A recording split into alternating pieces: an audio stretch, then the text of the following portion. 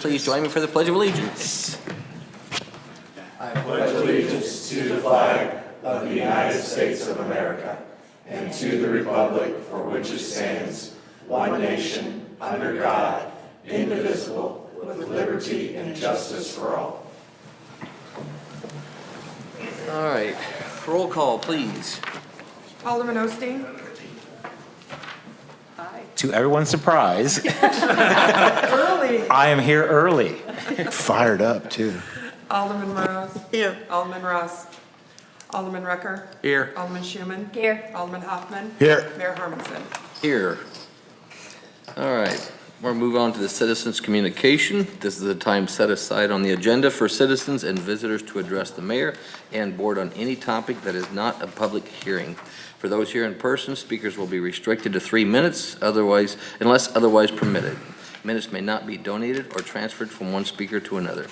Any questions or comments for the mayor and board may be sent to the city clerk at tberreth@osagebeach.org no later than 10 a.m. on the board meeting day, the first and third Thursday of each month. Submitted questions and comments may be read during the citizens' communications section of the agenda.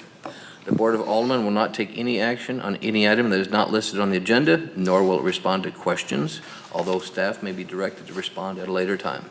The Mayor and the Board of Aldermen welcome and value input and feedback from the public.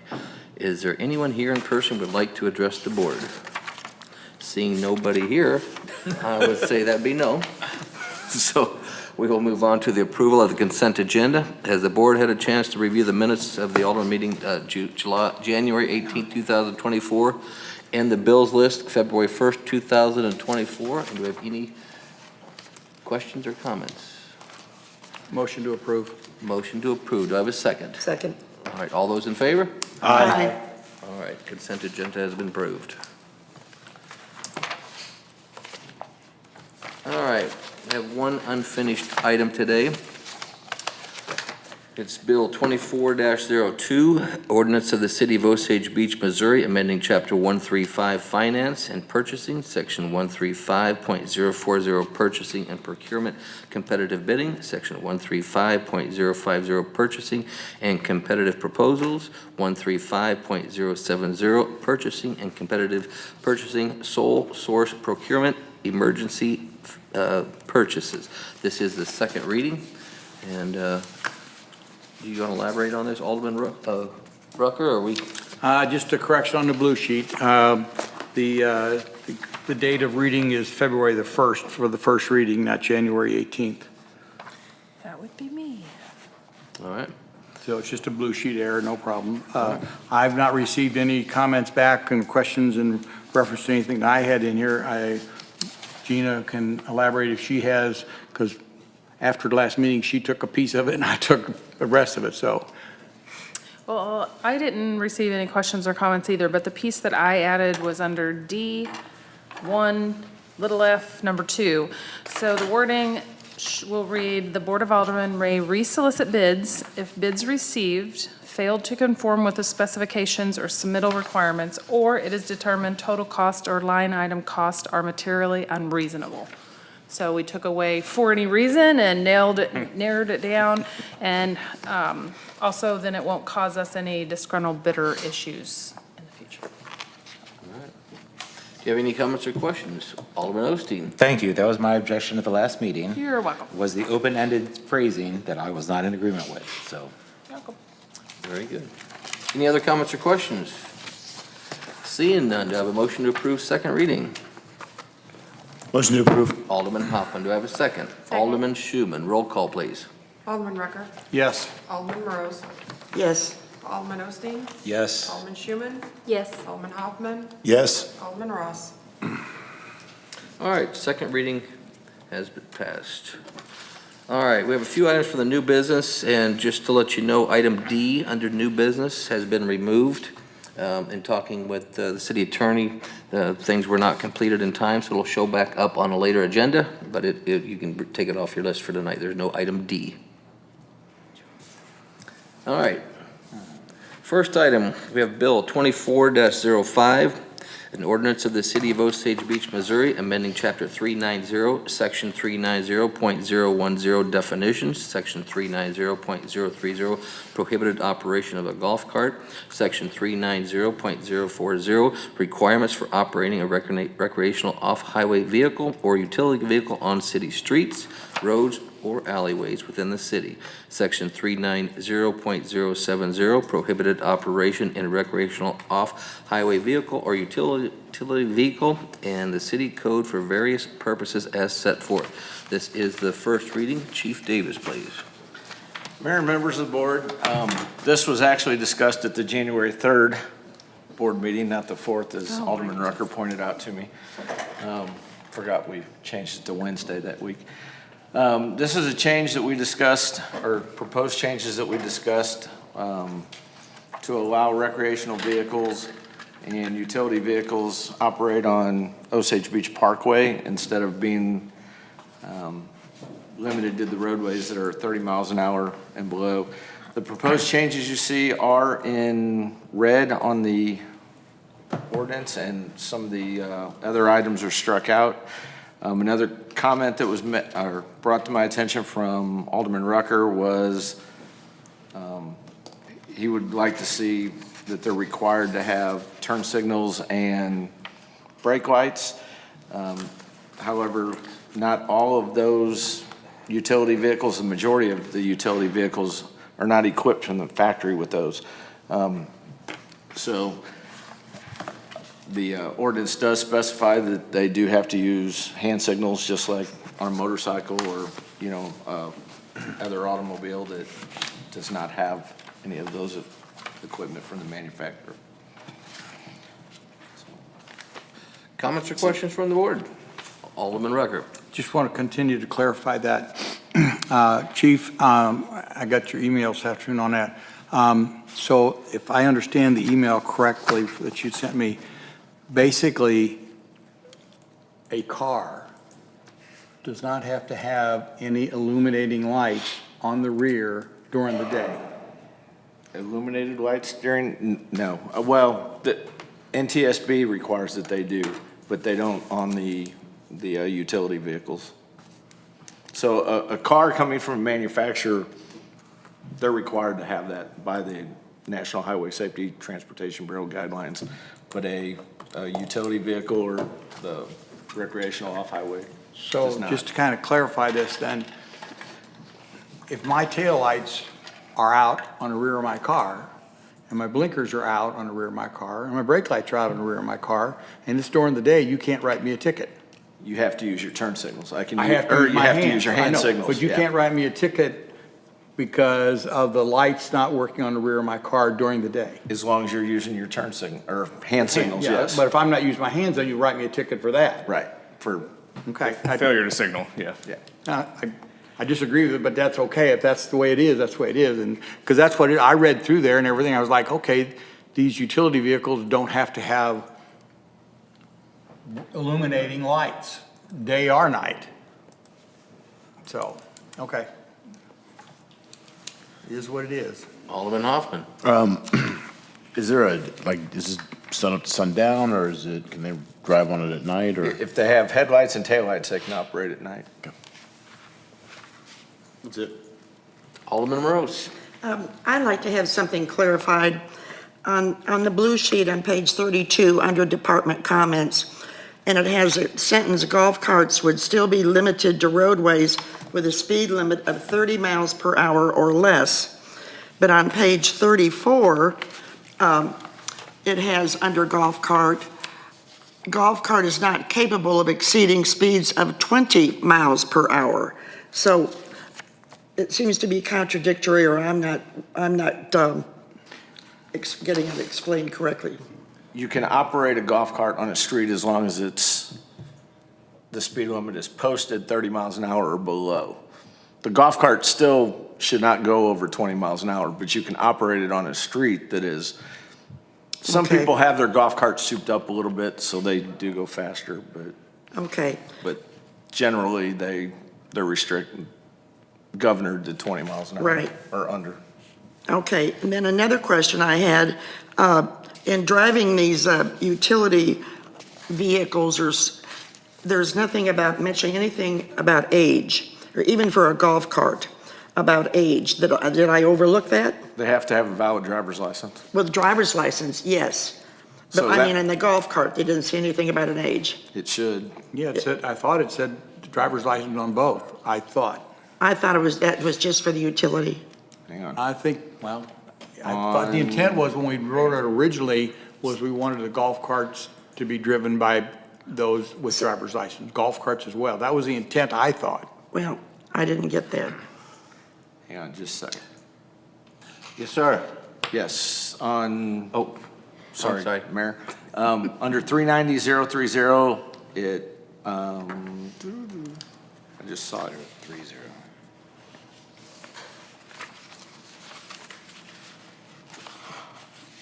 Oh, the entire ordinance isn't in here. Maybe. Yeah, just the changes are in. Eric Greger, did you have some insight on that?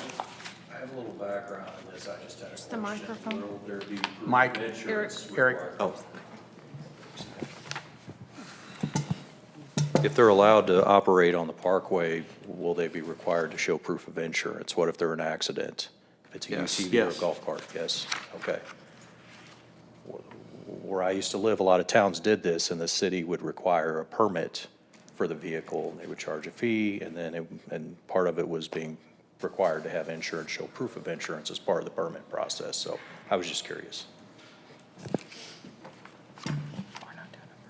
I think we do require the insurance. Yep, it's 390-0405. Or no, sorry, 040B. No, yeah. all right. A5. Are you It's in looking there. something up, chief? I am. Okay. And I can't find what I was looking for on the. What was it? The driver's license. Okay. You know, Cole? I thought it was in there too, and I'm also hunting for it, although I just went to hunt for that other thing, so. If it's not, Phyllis, don't forget, the very first part of what was put in our packet is not the full ordinance. It's only the changes that were made. Okay, So the full to ordinance. go back to it. Yeah. Okay. I'm not saying this, I know, I thought it was there, but we didn't even have the full ordinance in our Got it. packet. So that's why you may not have seen it, and it could be there. Okay, thank you. But at this time, it looks like it's in there. We can go on with first reading, should we choose, just to clarify that it is in there.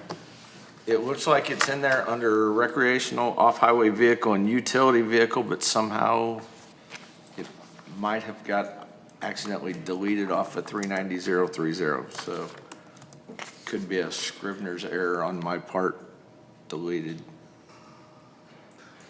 I would make a motion that we approve first reading and let the chief further review to make sure the intent, I think, of the board is to have the golf carts drivers to be licensed. Okay, Very can I good. ask one Yeah, more question? certainly. I'm sorry.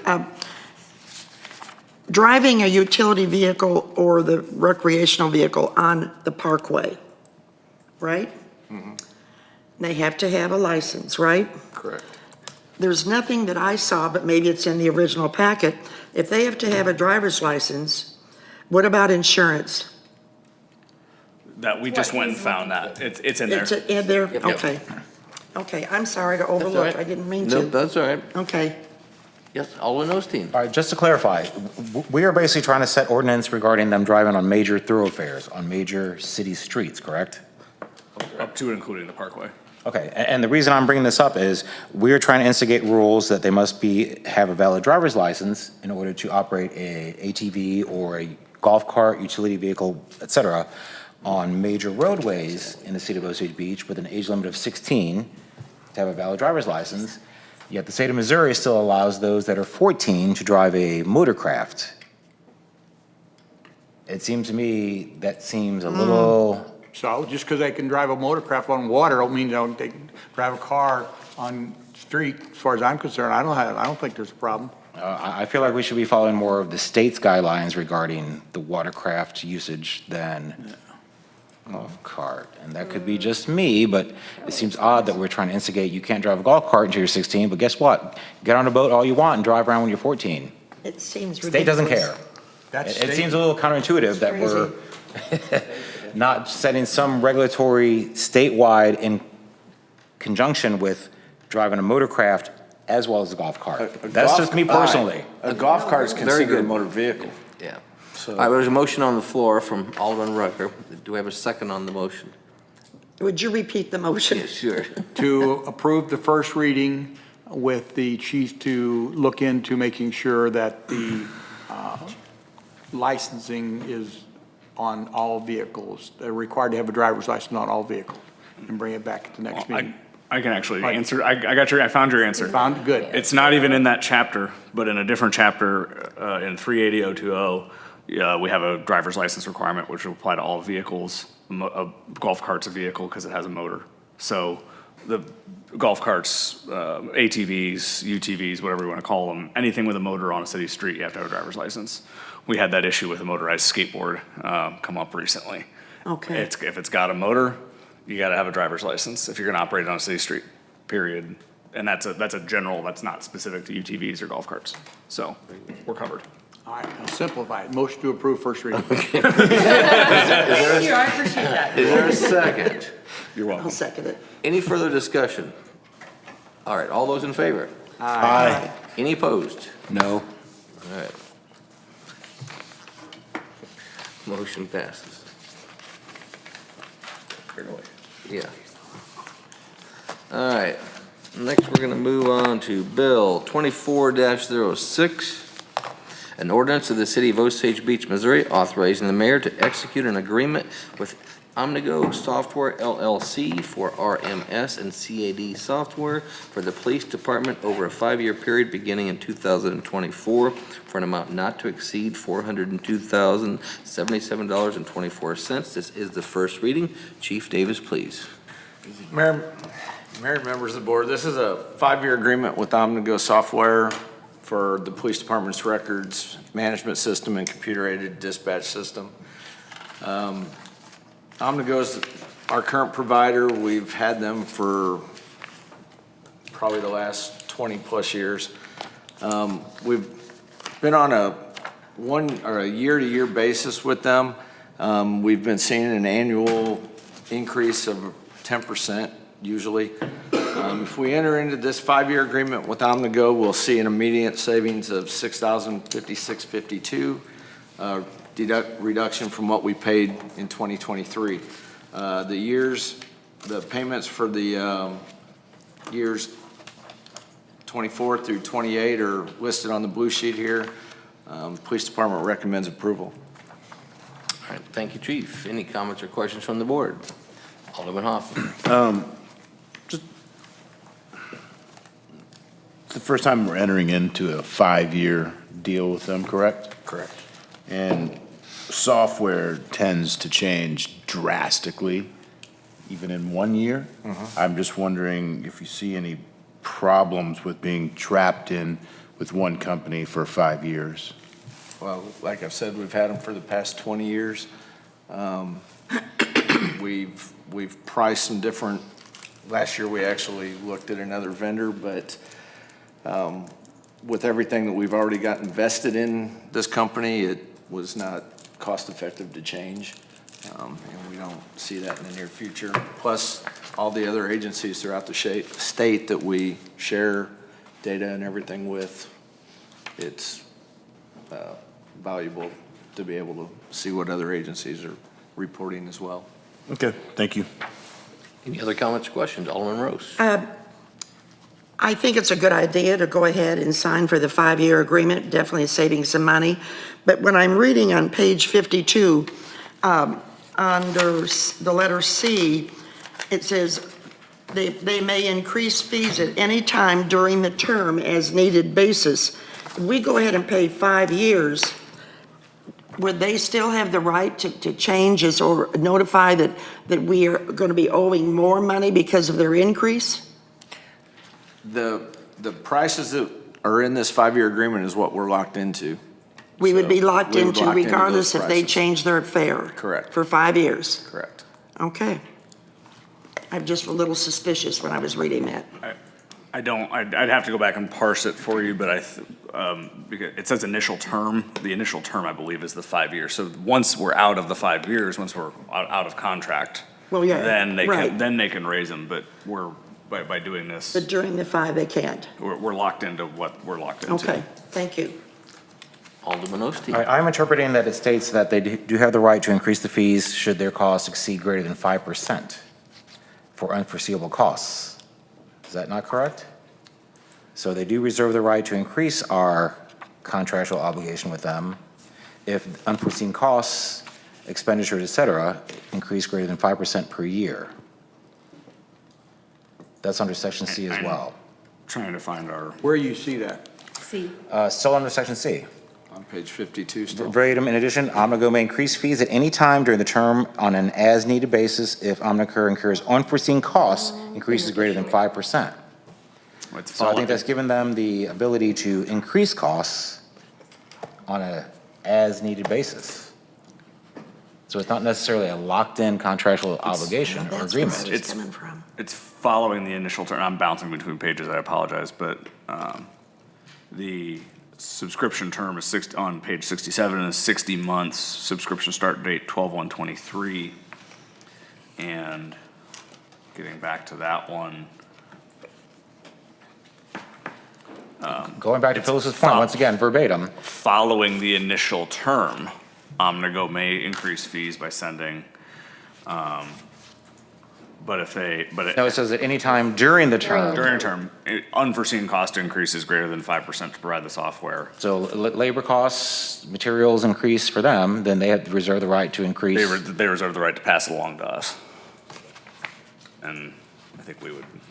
Okay, I'm disappointed what Phyllis brought up, that, yes, we sign a 5-year contract at set rates, but they do reserve the right to increase that cost based on as needed due to increase in labor, materials, et cetera. Functionally, I think they can do that now because we're only locked into them year to year, and so if their costs unexpectedly increase, they just gouge us on the next term. Okay. So, and I haven't seen the current one we're operating under, but I'm gonna guess it probably. Just wanted to clarify and support what Phyllis is bringing up. Yeah. Alderman Hoffman. So even though we're doing it year to year now, we probably are incurring increase in costs up to 5% at some point anyway? We're generally seeing about 10%. Okay. So we're going to get those either way probably is what you're saying, but by doing the subscription, we still save $6,000? Is that what I'm hearing, Cole? Yes. Yeah. That's, Todd's the one that's talked to the Well, vendor, but. the increase with the prices that are in here is only about 6%. All right. Versus the 10. Any other comments or questions? All right. This is a bill, so do we have a motion to approve first reading? Motion to approve. Alderman Rucker, do we have a second? Second. Alderman Hoffman, all those in favor? Aye. Any opposed? All right, motion passed. Oops. All right, last item of business. It's a motion to approve the funds not to exceed $115,000 for the negotiation and purchase of avgas replacement fuel truck for Lacey Fine Airport. Ty Dinsdale. Thank you, Mayor, members of the board. This is a motion for pre-approval for the negotiation and purchase of a replacement avgas fuel truck for Lacey Fine, not to exceed the budgeted amount of $115,000. This is similar to what we did with the replacement truck a couple years ago for Lacey Fine for the jet truck. This is basically just a pre-approval to allow us to shop around because of the specialized market for aviation fuel trucks. And a lot of the companies would require a down payment in order to save that vehicle before we could purchase it. So this pre-approval will just have us in position to be able to act fast if we find a vehicle that meets our requirements. Airport recommends approval. All right, comments or questions? Motion to approve. Do I have a second? Second. Alderman Schuman, all those in favor? Aye. All right. Motion's approved. Almost up to when our board time normally starts. Okay. All right, we're going to move on to staff communications. The city administrator, Gina Woods, please. Yes, Mayor, members of the board, the only thing I have is I want to welcome Zach Wilbur, newly promoted to our Public Works Operation Manager position. So welcome to your first meeting.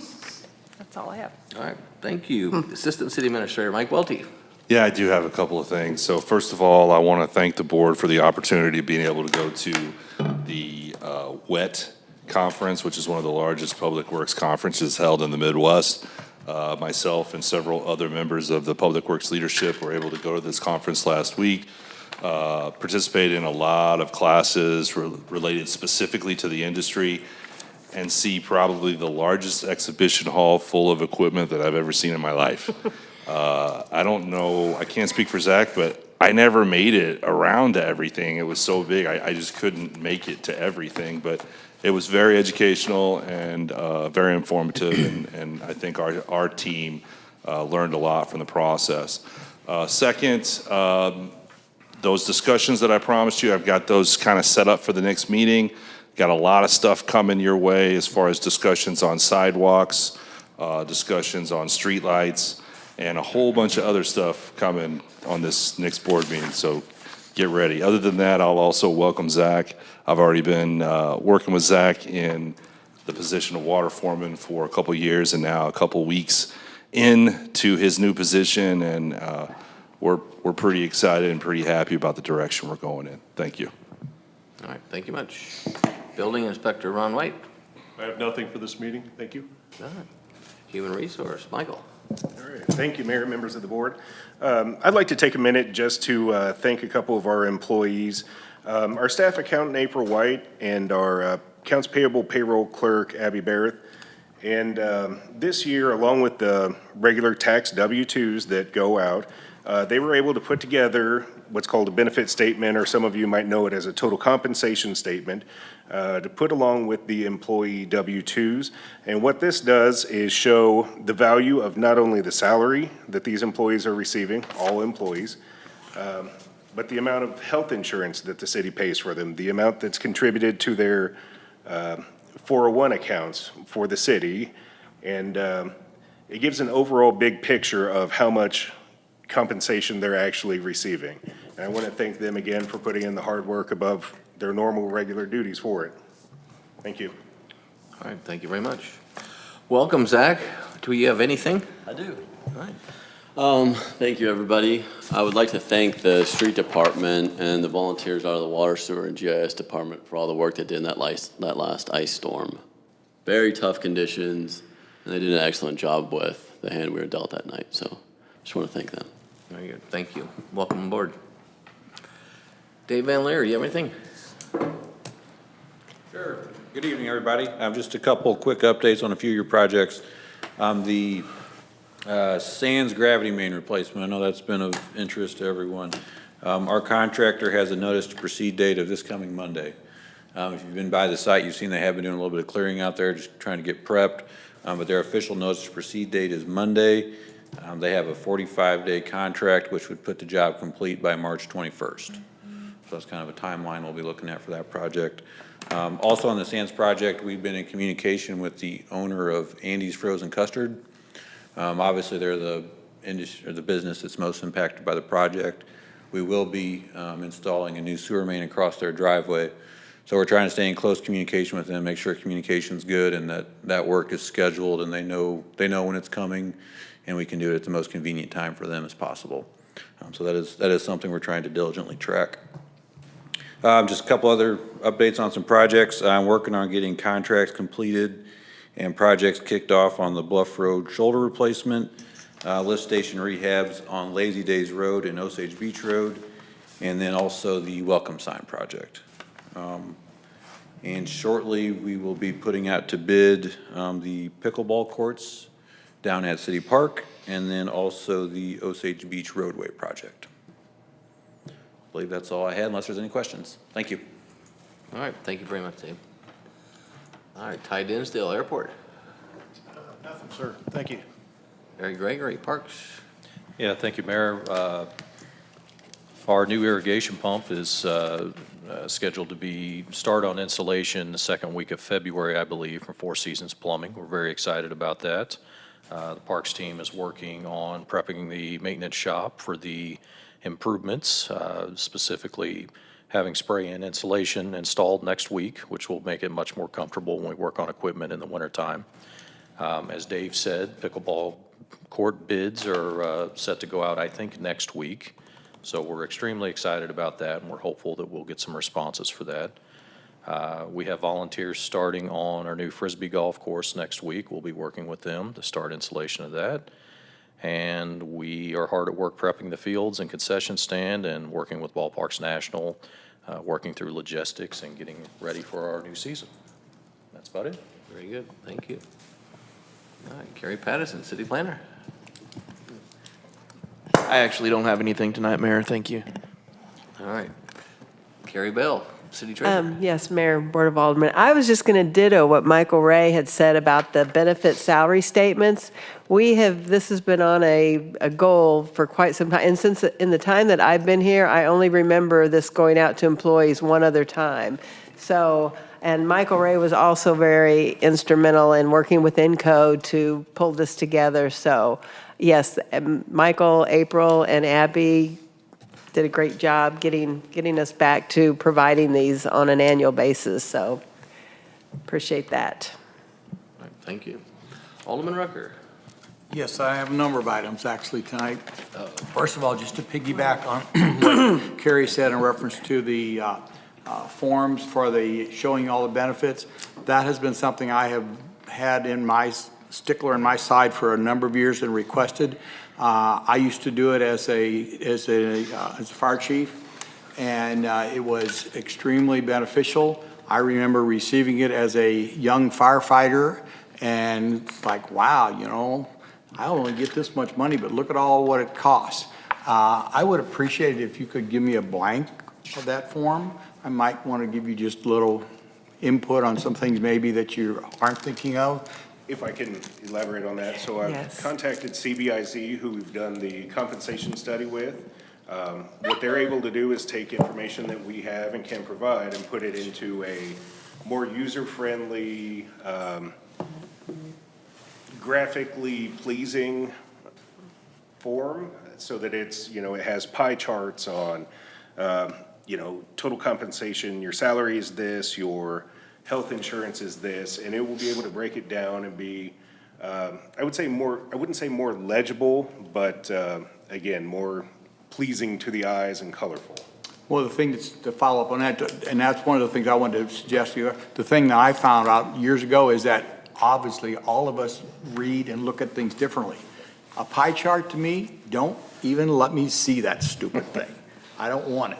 But there's other people that are like, oh yes, that tells me everything I want to know. I don't want to see the bar. So the different things, different tools like that. But if you, I just have a number. I've even got some of mine still left. We used to be shown what it costs to provide coffee, because it costs the fire department to provide coffee.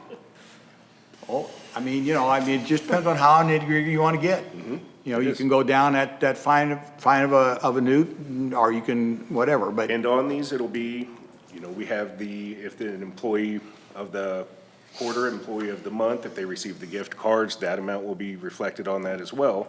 Any kind of educational reimbursement and all of that, so. One of the reasons, this is follow on why we did the coffee, because the neighboring department to us, our chief found out that the men had to buy their own coffee, and our department provided it. So it's like, hey, you know, if you're we'll compare this department to that department. So anyway, I think it's a great idea. I think it helps the employees see that there's more than what just the paycheck is. At the last meeting, I think it was Phyllis, you mentioned that the real property tax form had to be turned in, had a deadline. It doesn't. So I just wanted to let everybody know it, because mine is not, my wife has lost my receipt, but that's neither here nor there. You're saying none? No. So Good. You can turn in whenever. The problem is anytime after, I think it was July, it doesn't get kicked in until the following year. Oh, okay, then that, okay. So if somebody's out there and they haven't done it yet, they can do it at any time. So Camden County is June to have it effective. Miller County is June to have it effective. Yes. So they're both the same. Right. Couple of things on the updated list, a department updated list.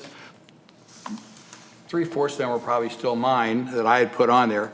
But the first item, which is the Camden County road tax, we need to just make sure we're all on the same page because it's been a long time. The audit is done down there. And what the intent behind that is that, and they've responded back to a lot of people that are receiving taxes. And what the question is that I specifically had was, we receive money from Camden County on our, and it's a property tax that we receive from them once a year.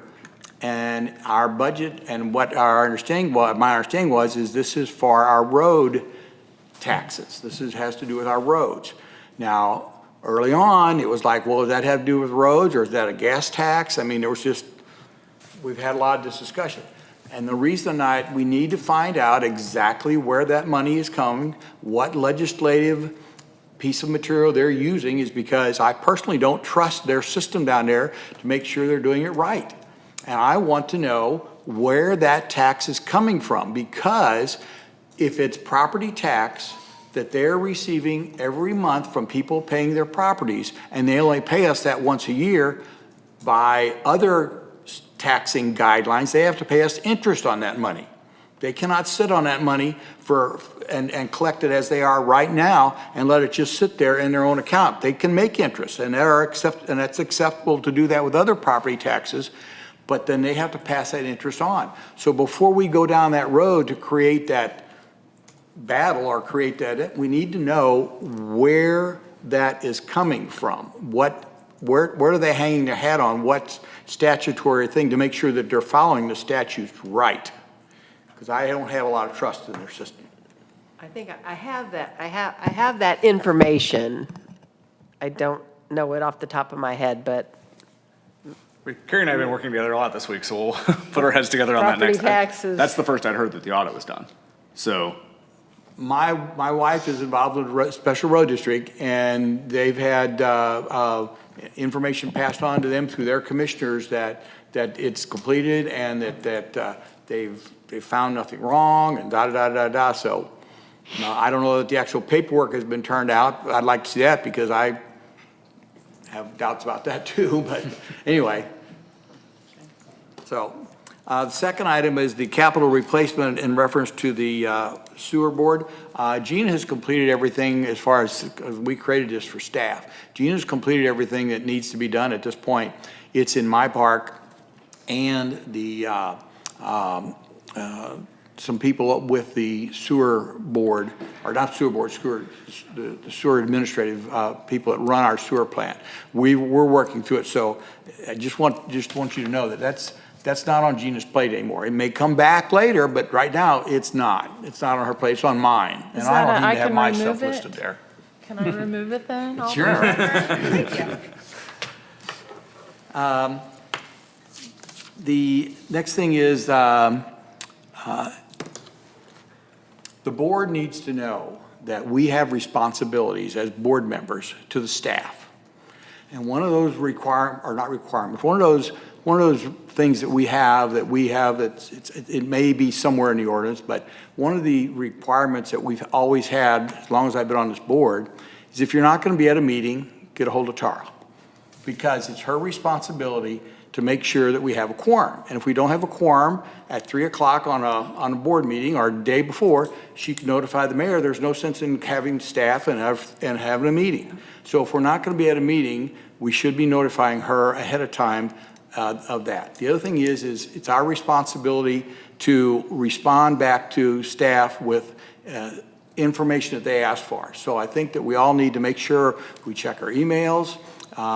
We're getting our emails through the city, and if we've got information that the staff is sending us questions on, we need to make sure we're following up on it, because we're not all doing a good job with that. And I think it's not fair to staff that we don't do that. So if you're not guilty, that's great. If you are, then please help us get better. Lastly, Chief, I want to just let you know, and I'll pass this on to you, I don't know if the board has seen these things when you're driving down the road, all of a sudden it shows you what the speed limit is or shows you what your speed limit that you're doing is. The signs out there, there's just 25-mile-an-hour speed limit, and a little sign keeps blinking that says you're doing 30. I don't know how expensive they are. I don't know if it's worth it or not, but I will just tell you, it gets my attention. So We've got 2 of them on Nichols Road. We've got one on One in Nichols. each direction. There's one on Okay. Nichols. Actually, one is taken down right now with the new apartment project, but it will go back up as Yeah. soon as. Lastly, I don't know if the board is interested in it or not in pursuing this, but the Missouri MoDOT no longer will put up population signs. The signs that we have coming into the city, I will tell you, are outdated. They're not the same. One, depending on which end of town you come in, tells you what the population is. And so that they're not being done. At one point, Gina had talked with them, and they gave the indication that, it was ours. I don't know if that's something we want to look into, if the board is interested in it. If we want it, I don't want the staff to look into it if we don't have an interest in doing that. I don't have any idea what the cost would be. So let me add one thing. I know you and I talked about this. I'm the one that gave you, they had lots of changes to their signs, but population's one of them, that they are just not going to maintain those anymore, period. It's just too costly. My question to MoDOT was, okay, they don't care they do care on somewhat where we put our signs if it's our right of way and everything. However, if we're interested in maintaining them, there is a process to get permission to use their right of way for certain signs, and there'll still be regulations on that. So I think it's a 2-part question. Is it important to us that we have signage about our population? And if so, where do we have right of way, or do we want to battle MoDOT with the different perimeters that may or may not allow us to use their right of way? So. And if I could also offer a suggestion, we're about to add about 268 housing units in the city limits that will be full of presumably full-time residents. That will throw the number by at least 500 people, I would suspect, in a town of 5,000. So perhaps waiting until. Doesn't matter. Well, you would use the because you only get census. on the intercentral Yeah. years anyway. Yeah. So the count is going to depend on, the census is every 10, intercentral is 5, so those are only updated even back when they were about every 5 years. Yeah, but MoDOT also uses ACS and information from U.S. Census Bureau, which has a 5-year average. Annually, they update it, so you can get pretty close to data that we would use. But the So question. right now, our population signs are from 2010. Correct. So I don't know, there's no sense, and I didn't want Gina to. Well, that's as far as I looked No, from that. I know, and that was great. And I didn't want to push it because I felt that we're now starting to create a lot more time and a lot possible potential, some money to be spent. If the board's not interested, that's fine. I'm not looking for work for them to do, but.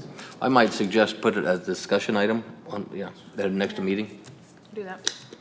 You guys will have to have it. I'll try to guide it from. or we can wait for 2-week meetings, but.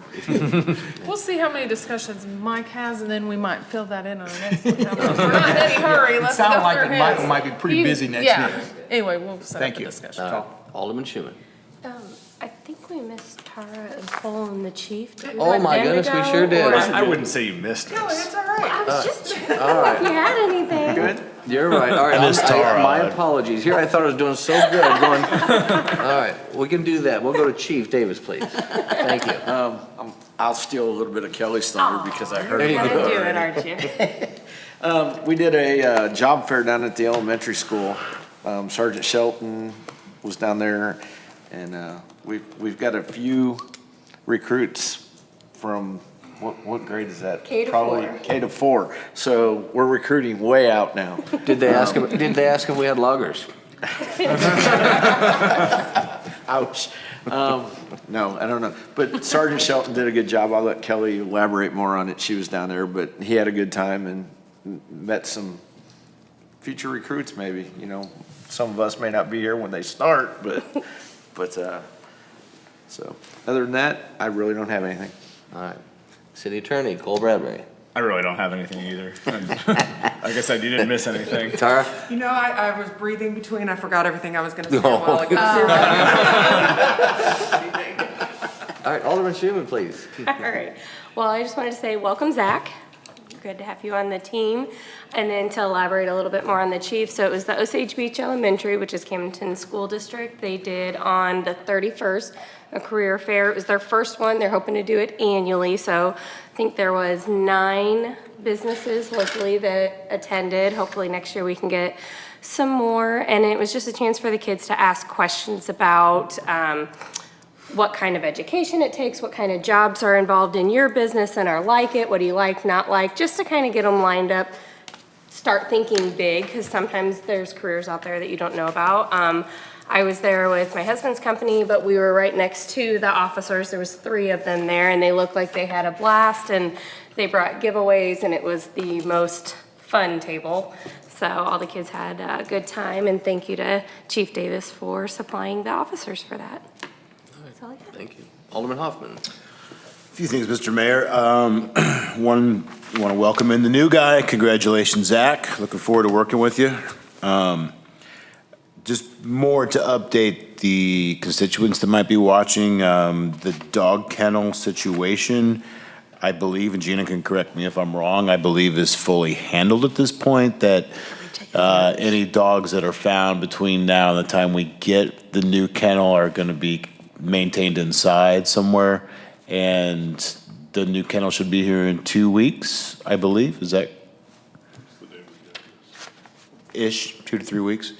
So the people who have called me or stopped me and asked me, I feel like our staff has done a good job of getting this together, and it's going to be solved very quickly.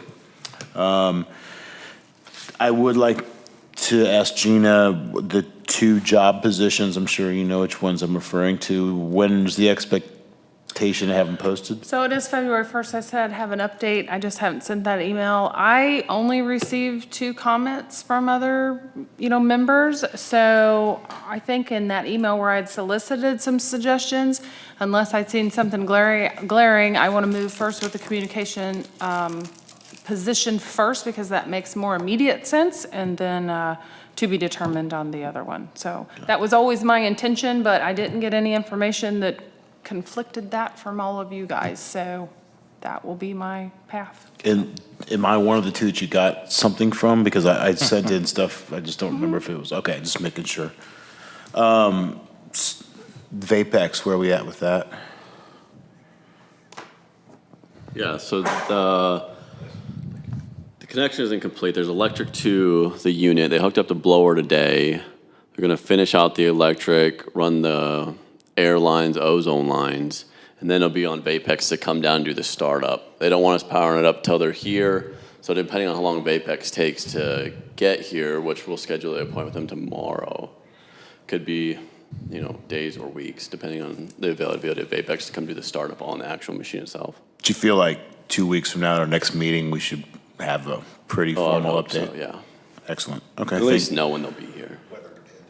Sure. It looks like it's going to be good weather the next week and a half. So, excellent. Thank you.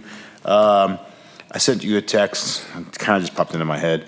The signs down by Bluebird, which is that first drainage issue that we went to with Cole that day. Are those signs? I guess they were removed, and replaced at the old posts are still there. Are we in charge of those signs, or is that an HOA deal? Do you know? So when they go through and they update all those signs, the old ones are usually concreted in. So putting the new ones in is easier. We usually come back with a crane truck and pull the old ones or remove them. So it's just an issue with the concrete in the ground, needing a different machine to pull them out. But it is our responsibility to get them out of there? Yeah. Okay. And what's an ETA, you think, for scheduling? Are we talking street signs? You mentioned HOA? I think they're like speed limit signs and kids playing and. Yeah, I'll touch base with Rob tomorrow and see where we're at with it. Yeah. Okay, thank you. And my last thing is, I don't think we're going to have another meeting before the Super Bowl, so go Chiefs. Very good. All right, Alderman Osteen. I guess I'm next, and I like that everybody looked at me after he said the Go Chiefs comment. I do have a few things. First of all, my first one is directed to Mr. Mike Welty. I am going to commend him for putting a target on his back, for saying that we will have some resolution to our sidewalk master plan and streetlights in the near future. As you all know, the department update list was something that I initiated. And it is one of the thorns in my side that some of these items have stayed on here for 12 months or greater. I understand, yes, there are a lot of things working against us on some of these, a lot of other parties involved, et cetera, but I am glad to see that we are finally, some of them that have been here the longest term, apparently, we're gonna have some resolution to. So thank you, Mr. Welty, for that. My second comment, and I want to say this on behalf of the board, and this is regarding our Parks and Rec Department. I'm going to reiterate some of the things that were discussed and happened in previous meetings, and is basically just because the board did not approve expansion of the parking lot for 2024 does not mean the board is not 100% on board with the master plan for improving and expanding our Parks and Rec system. I've gotten some comments from people that seem to think that because of that decision, that we were no longer supportive of what we previously talked about as far as promoting and expanding those facilities. But once again, that was just a small piece of what the board is wanting to do with Parks and Rec. And in most of our minds, we were putting the cart before the horse and expanding parking for facilities and expansion that hadn't yet occurred. So that is down the road where we will expand and discuss that further. My next item is regarding laggers. Yes, we've had special sessions and many discussions regarding laggers, yet once again, that is an item that seems to have gone by the wayside because it's not been discussed in 2 meetings now as far as where we're at in making that deciding decision on what are we doing about laggers. Okay, so on that, what I needed to do was find out what our process is and benefits are if an officer or an employee is hurt in the line of duty. In that, I have an email that I'm drafting currently that will be sent out to the board tomorrow with that information. And then the board can discuss from there which way they want to go. I'm just bringing it up because like so many items, I feel like there is, Gets pushed it's aside. a hot topic of discussion and debate, and then weeks go by and it's not been resolved, nor is it brought up again or discussed. Laggers, once again, being one of them, because that's been now a month of discussions ago, yet we've not brought it up again. Just throwing that out there, not your fault. Yes, there are things that we need you to do, I understand. My last item is regarding a comment Kevin said regarding attendance for the Board of Aldermen meetings. In a perfect world, we would all work 9-to-5 jobs or we would all be retired. Unfortunately for me personally, I work a position where I am available to my clients 24/7. My last absence for this meeting was a call I received from a client at 5:15, wherein they basically needed to fill out a loan application over the phone and get a pre-approval letter because they wanted to put a contract down on a house. That is not something that was foreseen. That is not something that was planned. That was not an absence I thought was going to occur. Nor was there an opportunity for me in that conversation with that client to call Tara and let her know I would not be in attendance for the meeting. So I understand, yes, we have an obligation as aldermen to attend all of these meetings, and yes, I understand that we need to give prompt notification if we will not be attending, but unfortunately, for very few of us on this board, because of our commitments and our employment, that cannot always happen.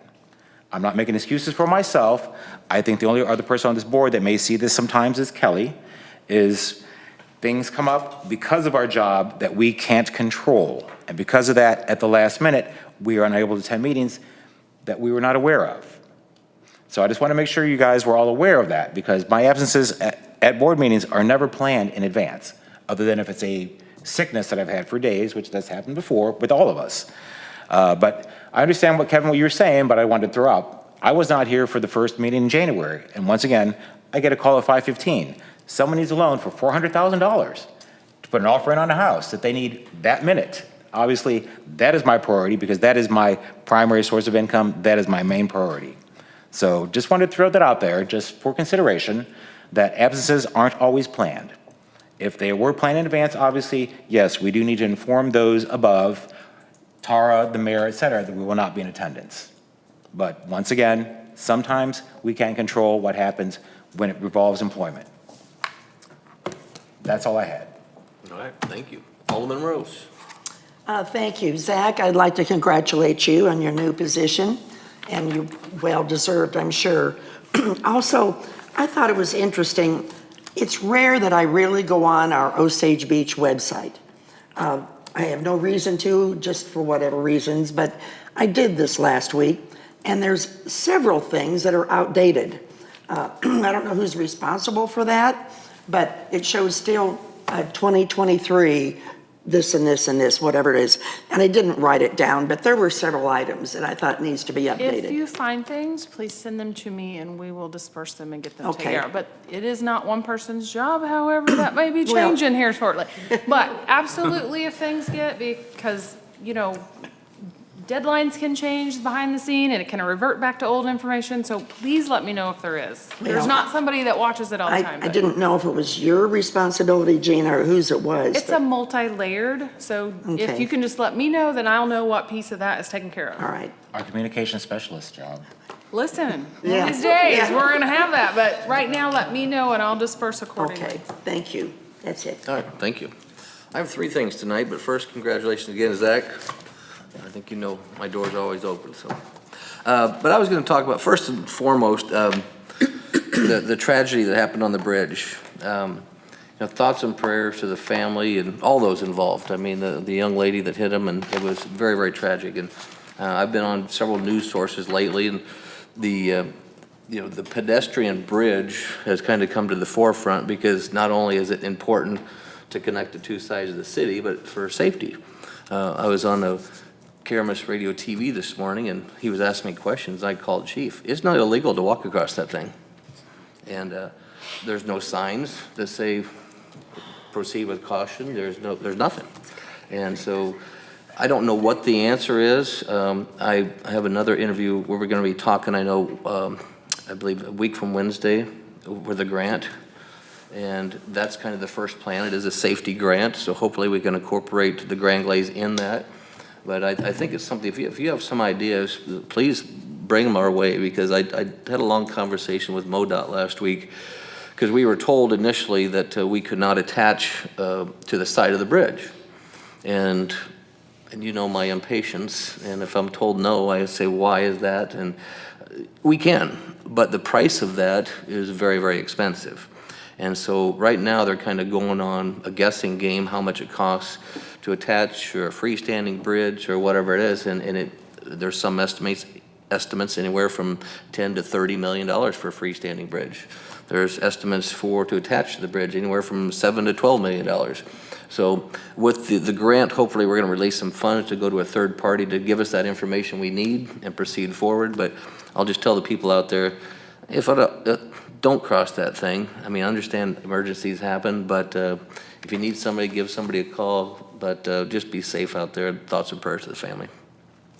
The other thing I wanted to address is the Sycamore Creek Apartments.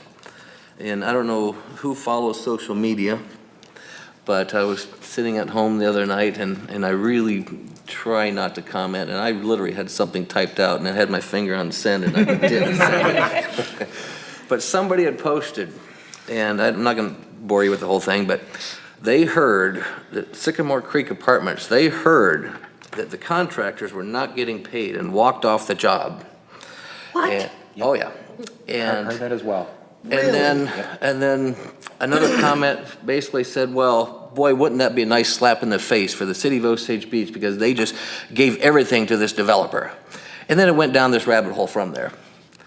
So I'm sitting at home, and I literally had a comment, and I just didn't do it. And I talked to Jeff Tegetoff, and I said, can you help me with this? And he said, they are 2 months ahead of schedule. And I'm putting this out there for the public. They're 2 months ahead of schedule.